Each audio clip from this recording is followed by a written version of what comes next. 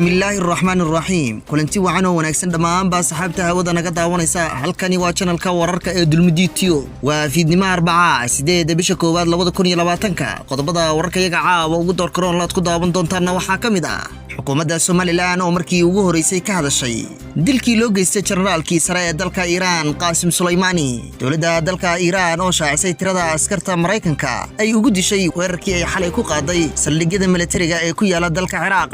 iyo wararkii ugu dambeeyay qaraxii saaka ka dhacay Muqdisho iyo waliba dowladda federaalka Soomaaliya oo war ka soo saartay qaraxaasi iyo xarakada Al-Shabaab oo sheegatay dawadayaal qodobadaas waxay ahaayeen qodobadii wararka iyaga fiidnimo ugu door corona iminkii haatan ku soo dhawaada qodobadaas iyo qodobo kale oo faahfaahsan fadlan daawada waxaan naga xasuusinaa dadka cusub tahay channelka wararka ee Dulmuditiyo ha ka ilaawina subscribe ta saarato oo aadna gambaleelka u furato si aad ula socoto wararka warbixinooyinka aan u soo gudnaad ugu mid noqoto daawadaha ugu horeeya ee daawada haddii ay macquul tahayna la wadaaga saxaabtaada oo share garee faaladana xagga hoose noogu reeb ee commentiga waadna ku mahadsan tahay daawashada aad daawanaysid warka iyo sida wanaagsan ee aad noola socotid aynu ku horeyno xukuumadda Soomaaliland ayaa wax xun ku tilmaamtay dilkii loo geystay hogaamiyihii ciidanka kacaanka Islaamka ee dalka Iran Qaasim Sulaymaani oo uu u geystay dalka Mareykanka. Xildhibaan Bashiir Tukaale oo kamid ah xildhibaanada golaha baarlamaanka Jamhuuriyadda Soomaaliland ayaa markii ugu horeysay si adag ugu hadlay dilkii Qaasim Sulaymaani isagoona sheegay in uu aad ugu xun yahay dilka arxandarada ah ee Mareykanka ay u geysteen taliyaha. Sidoo kale xildhibaanku waxa uu sheegay isaga oo ku hadlaya afka xukuumadda Soomaaliland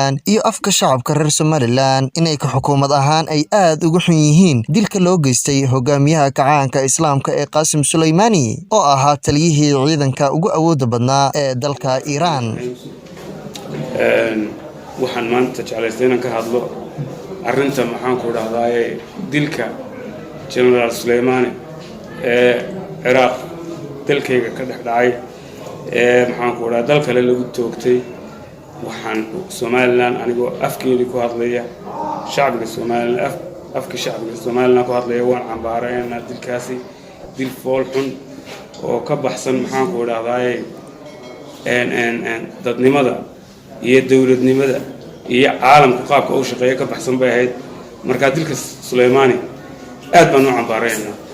arrinta kalena arrinta badda shirkan maalmahan la hadlaya arrimahan ku jeeda badda cas iyo maxaan ku dhahay arrintaasina adeer waan ka soo horjeednaa.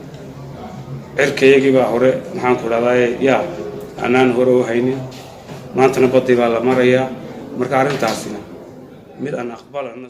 Telefishinka dowladda dalka Iran ayaa sheegay in ugu yaraan 80 argagixiso Mareykan ah lagu dilay weeraradii 15 kantaal ee lagu qaaday saldhigyada Mareykanka ee Ciraaq.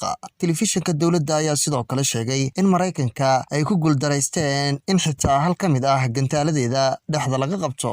sheegashada Iran weerarkan looma xaqiijin karo si madax banaan isla markaana telefishinka dowladda sooma bandhigin wax cadeymo ah. telefishinka oo soo xiganaya ciidamada ilaalada kacaanka Islaamiga ayaa sidoo kale sheegay in Iran ay diyaarisay 100 bartilmaameed oo ku yaala bariga dhexe oo ay ku beegsan doonto haddii Washington ay qaado talaabo argudasho ah. hogaamiyaha sare ee dalka Iran Ayatollah Ali Khamenei ayaa sheegay in weerarkii Iran ay xalay qaaday uu ahaa dharbaaxo wejiga loogu dhufanayay Mareykanka waxaana uu ku baaqay in ciidamada Mareykanka ay ka baxaan gobolka. ficilada military ee noocan ah kuma filna waxaa muhiim ah in la soo afjaro joogitaanka musuqmaasuq ee Mareykanka ee gobolka ayuu Ayatollah Ali Khamenei ku yiri khudbad laga sii daayay telefishinka dowladda ee dalka Iran. ugu dambeyntii dhinaca kale dhammaan Mareykanka iyo dalalka xulafada la ah ee ciidamadooda ay ku sugan yihiin labada saldhig ee Iran weerartay in aanay wax khasaare nafeed ah aanay soo gaarin askartooda. faahfaahin dheeri ah ayaa laga helayaa qarax ismiidaamin ah oo loo adeegsaday gaari laga soo buuxiyay walxaha qarxa kaas oo barqadii maanta ka dhacay isgoyska sayidka ee magaalada caasimadda ah ee Muqdisho. qaraxa oo ahaa mid xoogan ayaa waxaa inta badan jugtiisa laga maqlay xaafadaha Muqdisho iyadoo ay warar kala duwan ka soo baxayaan khasaaraha uu geystay qaraxaasi.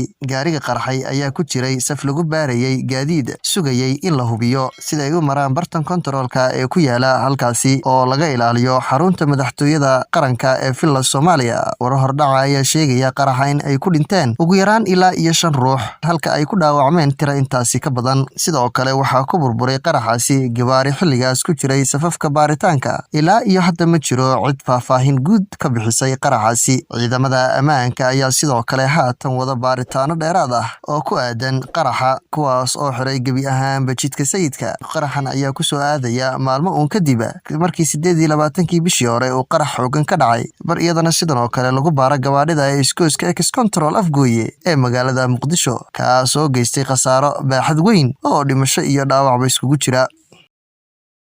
Afhayeenka maamulka gobolka Banaadir Mudane Saalax Xasan Cumar oo ku magac dheer Saalax Carab ayaa ka warbixiyay khasaaraha ka dhashay qaraxii barqanimadii maanta ka dhacay iskooyska sayidka ee magaalada Muqdisho. Saalax Carab ayaa sheegay in uu ahaa qaraxa mid lagu soo xiray gaari isla markaana uu qarxay xilli uu saf ugu jiray kantarool gaadiidka lagu baaro, sidoo kalena laga ilaaliyo xarunta Villa Soomaaliya oo ku taala halkaasi. Sidoo kale afhayeenku waxa uu xaqiijiyay maamulka gobolka Banaadir in ay ku dhinteen ilaa 3 qof kuna dhaawacmeen 6 kale. Afhayeenka ayaa sidoo kale waxa uu tilmaamay in qaraxa uu dhacay xilli ay gaadiid fara badan ku jireen safafka baaritaanka isla markaana uu burbur soo gaaray. Ugu dambeyntii afhayeenku waxa uu tilmaamay in ay socdaan baaritaano ay wadaan laamaha ammaanka oo lagu ogaanayo sida ay wax u dhaceen. Dhinaca kale xarakada Al-Shabaab ayaa sheegatay mas'uuliyadda qaraxaasi sida ay goordhow ku baahiyeen bogooda internetka. Sheekh Cabdicasiis Abu Muscab oo ah afhayeenka dhanka howlgalada ee dhaqdhaqaaqa xarakada Al-Shabaab ayaa sheegay in weerarkan ay khasaare ku gaarsiiyeen mas'uuliyiin ka tirsan dowladda federaalka Soomaaliya iyo ciidamo, sida uu hadalka u dhigay. Qaraxan ayaa qayb ka noqonaya falal liddi ku ah nabadgelyada oo maalmihii la soo dhaafay ka dhacayay gudaha magaalada Muqdisho. waa hagaag daawadayaal, intaasi ayaan ku soo afmeerayaa warka. Intaan warkan warka xigaan dib hawada u kulmi doona hadduu Allah awood ila ogolaado, waxaan idinkaga tegayaa sidaas iyo nabadgelyo.